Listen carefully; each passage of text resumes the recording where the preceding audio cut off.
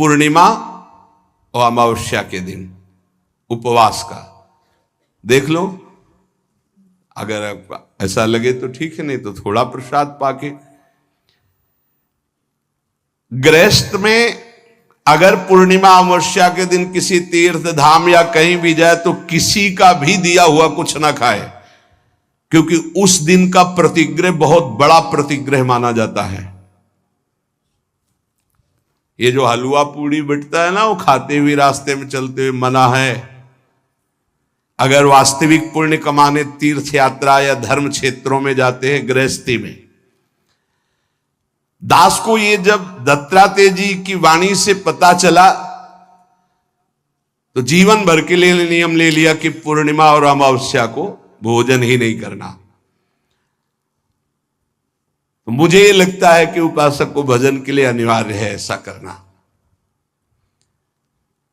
त्याग और संतोष ये साधु का तो धन होता है, साधक का तो धन होता है। ज्ञान और भजन ये उसका फल होता है। हर समय भजन और ये ज्ञान है कि सर्वत्र मेरे प्रभु। त्याग ये स्वभाव में बैठा होता है, संतोष ये स्वभाव में बैठा होता है। ये जो मूर्ति पूजा की अवहेलना करते हैं, इन लोगों की बात मत सुनना। मैं स्वयं अपने भगवान नारायण की कृपा से अनुभव किया है कि मूर्ति पूजा से बहुत जल्दी भगवान प्रसन्न होते हैं। इस दास का अनुभव भी है नारायण की आज्ञा से।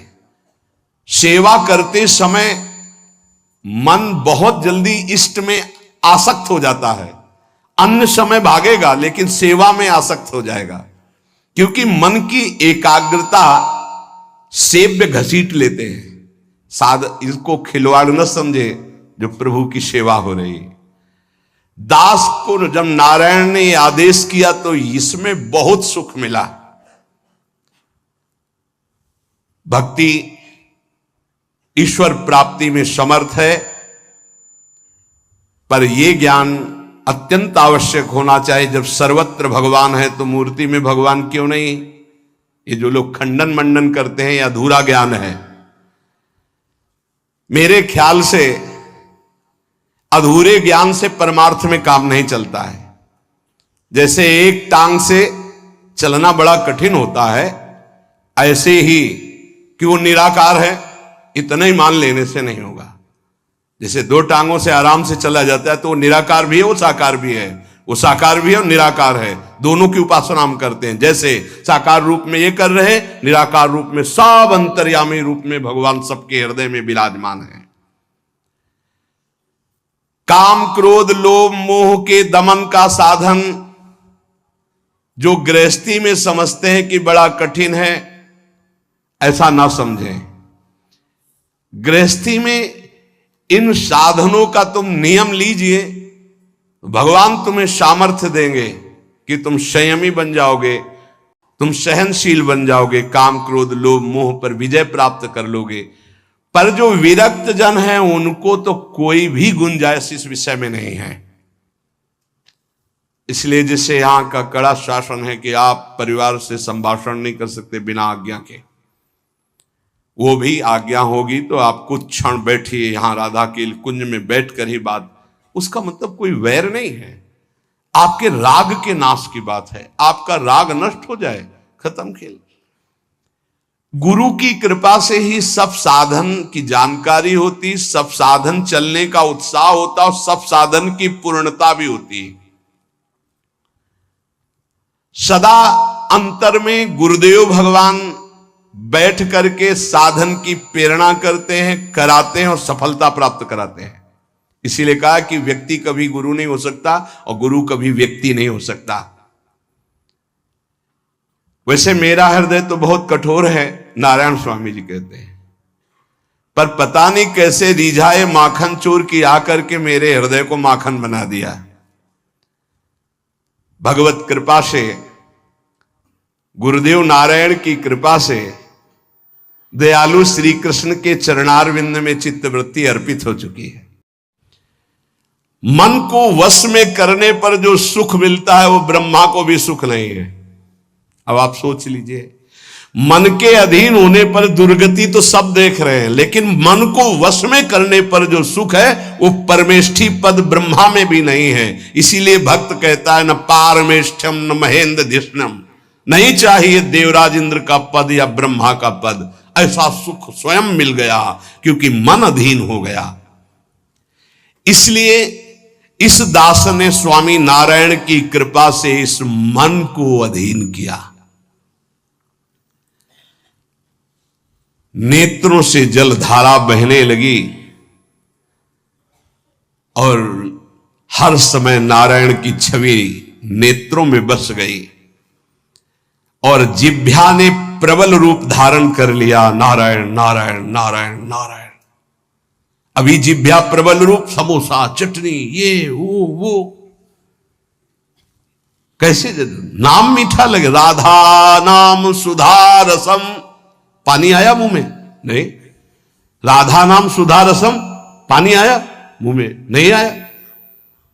वह भी गरम गरम समोसा चटनी ये या अमुक चीज या अमुक, मुंह में पानी आ जाएगा क्योंकि हमारी जिह्वा का स्वाद बिगड़ गया। बोले हमारी जिह्वा प्रबल हो गई, किस बात में? रुकी नहीं रही, राधा राधा राधा राधा, जैसे राधा बाबा की। नारायण स्वामी जी कह रहे नारायण नारायण नारायण। हमने इसको कैसे वश में किया?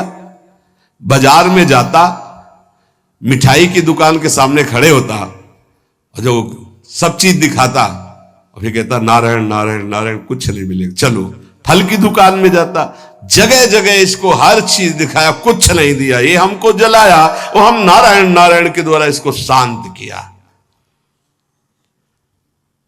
माया ने हर चीज मंगवाकर हमारे सामने रखी पर नहीं खाया।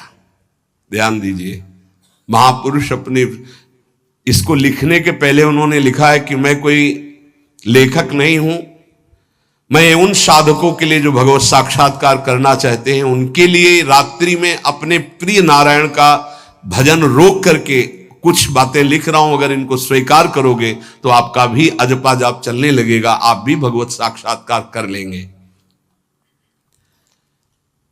जब हमने देखा कि बहुत सुंदर सुंदर भोजन बन करके हमारे सामने माया भेजने लगी, नारायण भेजने लगे, ऐसा नहीं कह रहे, देख लो साधक की चतुरता देखो। माया हमारे सामने अच्छा अच्छा भोजन पकवान, पर मैं कभी उन अच्छे भोजन को नहीं पाता, मामूली साधारण उससे निकाल करके भोजन पाता।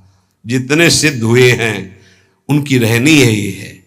मिठाई चरफरा स्वादिष्ट जवान पर ना रखने का नियम ले लिया, ये बड़ी बात है।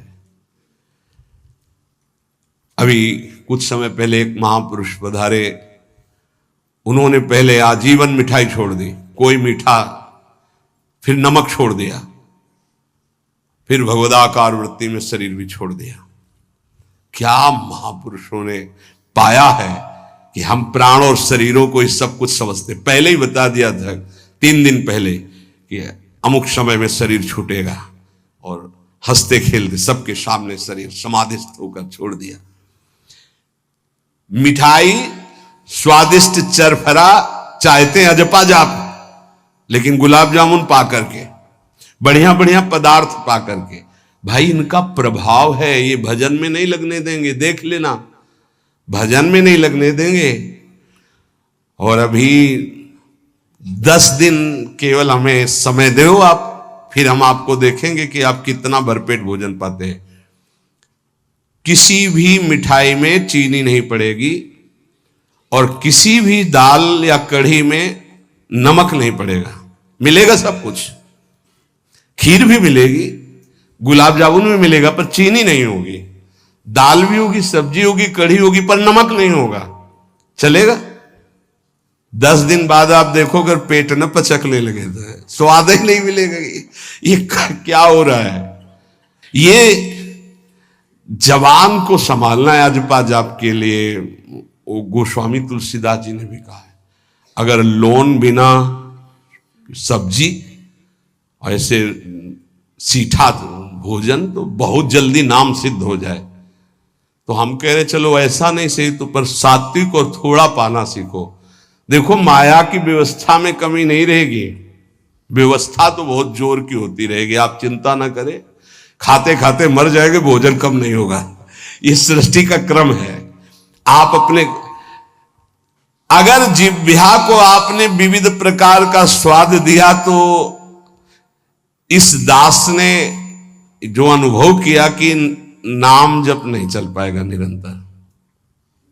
नारायण स्वामी कह रहे हैं देख लो, नाम चलाना है या रसेंद्री, थोड़ा नमक कम हो, नमक डलवा। अरे यार, कभी कभी तो साधु को ऐसा सौभाग्य मिलता है कि नमक ना हो, कभी ऐसा बिगड़ा एक चुपचाप दबा के प्रसन्नता से मन की इंद्री को, नहीं शांत, कैसा भोजन, बहुत प्रसाद, बहुत सुंदर था। कभी ऐसा, कभी नमक ना हो, कभी कम नहीं मांगना चाहिए, कम से कम थोड़ा तो कभी कभी अवसर मिले ऐसा। कभी खीर बनाओ, चीनी ना डालो, देखो ना बिल, कभी ऐसा। फिर देखो खीर कौन मांगता है, एक दोना के बाद मान लो उपदेश हो गया कि, तो एक दोना के बाद खीर नहीं, वो अजपा जाप के लिए खीर मना है अजपा जाप के लिए। ये रसेंद्री का विलास बहुत विचित्र, बहुत विचित्र है। खाते खाते मीठा शुगर हो गया, खाते खाते परेशान, लेकिन फिर भी रसेंद्री नहीं मानती।